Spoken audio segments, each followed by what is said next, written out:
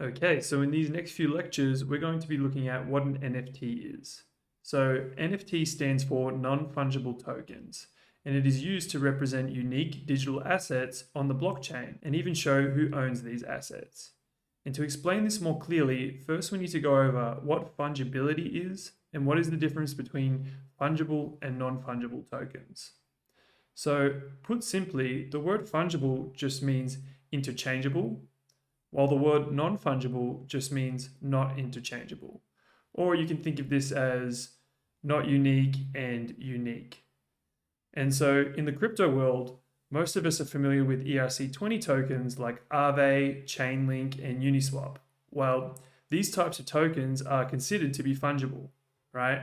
I can swap one Uniswap token for another Uniswap token, and its values and properties remain the same. However, what if we want to represent assets that are totally unique, like digital art? In this case, it wouldn't be a good idea to use an ERC20 token, as often we have pieces of art that are totally unique and not interchangeable. For example, there is only one Mona Lisa in the world, right? So you cannot exchange it with another painting, which is also called the Mona Lisa.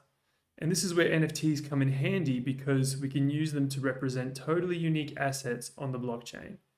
In the next video, we'll look at the different types of NFTs. I'll see you there.